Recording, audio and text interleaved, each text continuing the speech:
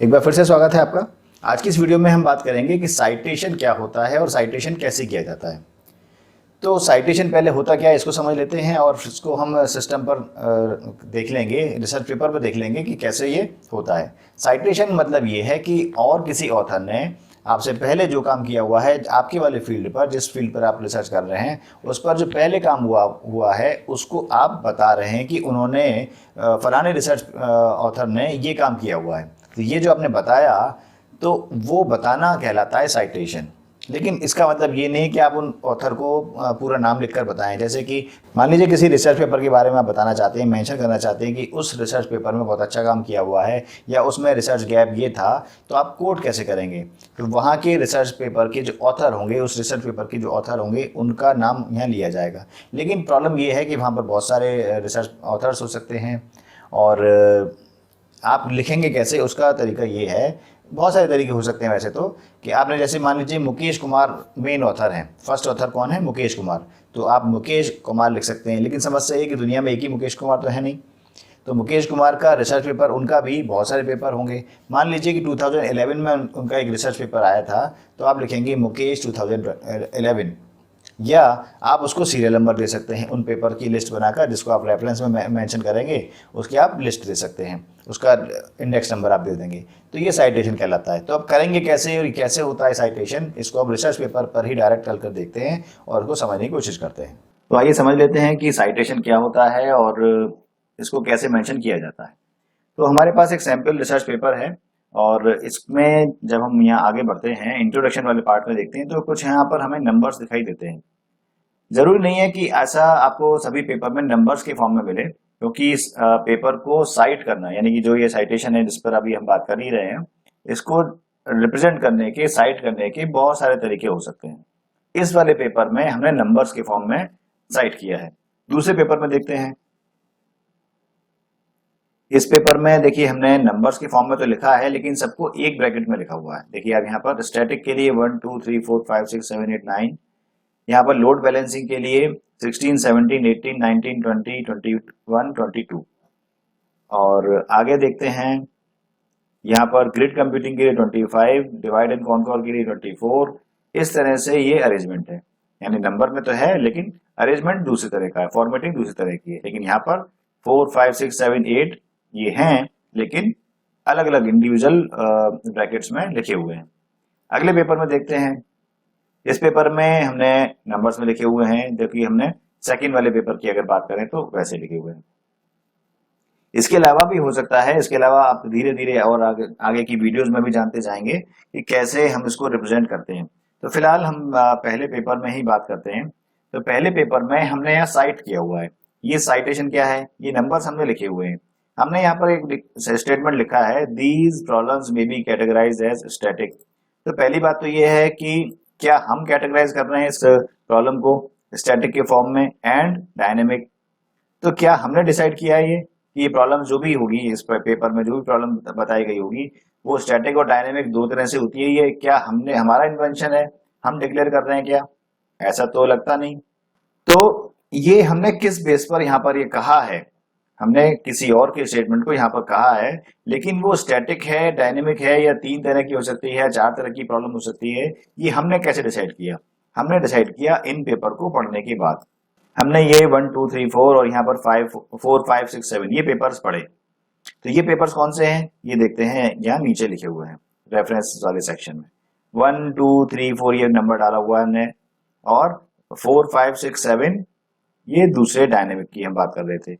ये इन पेपर की डिटेल है, यानी कि यहाँ पर अगर हम देखें, जैसे मान लीजिए इस पेपर की हम देखते हैं कि A Kumar, MP Singh and PK Yadav, ये तीन ऑथर हैं इस पेपर में। और पेपर का टाइटल क्या है? A fast algorithm for allocating task in distributed processing system. आगे क्या लिखा हुआ है? PROC मतलब proceeding of the 30th annual convention of CSI Hyderabad. 1995 में कोई प्रोसीडिंग हुई, वहां पर कोई कॉन्फ्रेंस हुई होगी, 30वीं कन्वेंशन हुआ CSI का, और वहां पर उसको प्रोसीडिंग यानी कि उसकी कॉन्फ्रेंस की जो प्रिंटिंग कॉपी होती है, प्रिंटेड कॉपी होती है, वो प्रोसीडिंग। और उस कॉपी में पेज नंबर 347 से लेकर 358 ये पेज नंबर था किसका, इस पेपर का। ये जो पेपर है इस पेपर का जो पेज नंबर था वो ये था।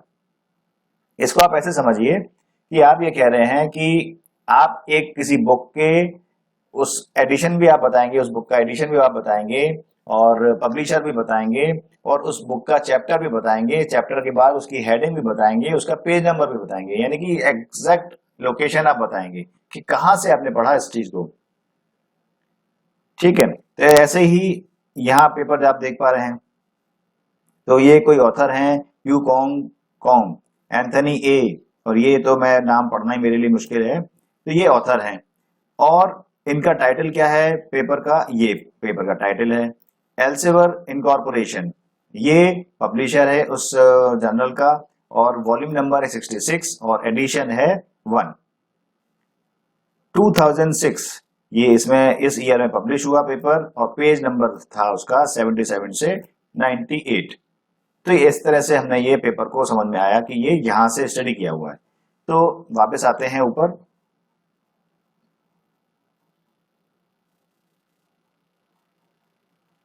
यहाँ पर। तो यहाँ पर हमने ये चीजें बताई हैं कि स्टैटिक में हमने ये पेपर पढ़े, डायनेमिक के लिए ये पेपर पढ़े, इंटीरियर प्रोग्रामिंग के लिए हमने ये पेपर पढ़े, लोड बैलेंसिंग के लिए ये पेपर पढ़े। तो ये जब भी हम पेपर लिखेंगे अपना, तो हम स्टेटमेंट पहले नहीं लिखेंगे, यानी कि हम ये ऐसा नहीं करेंगे कि पूरा स्टेटमेंट लिख दें कि interior programming comma load balancing comma modelling and reliability computation, और उसके बाद यहाँ पर फिल कर दें कि स्टैटिक के लिए कहाँ कहाँ पेपर हैं, डायनेमिक के लिए कौन कौन से पेपर हैं। ऐसा नहीं होना चाहिए। तो होना क्या चाहिए, होना ये चाहिए कि आप पेपर को पहले पढ़ेंगे, वहां से आप हाईलाइट कर लेंगे चीजों को कि क्या क्या उसमें आउटकम मिल रहा है, क्या क्या फाइंडिंग मिल रही है, और उसको आप नोट करते चले जाएंगे। और बाद में जब आप सारे पेपर में पढ़ लेंगे, उनको आप कंसोलिडेट करेंगे। कंसोलिडेट कैसे करेंगे, जैसे मान लीजिए कि उन पेपर में आपने फॉर एग्जाम्पल आपने 50 पेपर पढ़े, तो 50 पेपर में से 10 पेपर ऐसे हो सकते हैं कि वो लोड बैलेंसिंग के हों, 12 पेपर ऐसे हो सकते हैं कि मॉडलिंग के हों, 15 पेपर ऐसे हो सकते हैं कि वो रिलायबिलिटी कंप्यूटेशन के हों। ऐसे करके कुछ पेपर्स आपको मिलेंगे, तो उनको आप कंसोलिडेट कर लेंगे और कंसोलिडेट करने के बाद आप उनको नंबर दे देंगे। और वो आप जब स्टेटमेंट बना रहे होंगे कि आपने किन चीजों पे बात की है, आपने उन चीजों पे बात की है लोड बैलेंसिंग पर और इंटीरियर प्रोग्रामिंग पर और रिलायबिलिटी पर, मॉडलिंग पर, इन पे बात की है, तो वो पेपर का आप नंबर आप तब मेंशन करेंगे। ठीक है, अब एक बात ये है कि यहाँ पर आपने देखिए 1 से लेकर और मैक्सिमम नंबर अगर हम देखें 26, तो 26 से बड़ा नंबर यहाँ पर नहीं है। इसका मतलब ये है कि आपने यहाँ पर ये शो कर रहे हैं कि 1 से लेकर 26 पेपर आपने पढ़े हैं। तो एक बात तो ये है ध्यान रखने वाली कि यहाँ पर कोई भी नंबर ऐसा नहीं होना चाहिए कि वो मिसिंग हो। इसका क्या मतलब हुआ, इसका मतलब ये हुआ कि मान लीजिए आपने 1 2 3 4 ये लिखे हैं, तो आपने ये पेपर में मेंशन तो किए हैं कि आपने वो स्टडी किए हैं, लेकिन रेफरेंसेस में आपने मेंशन नहीं किए।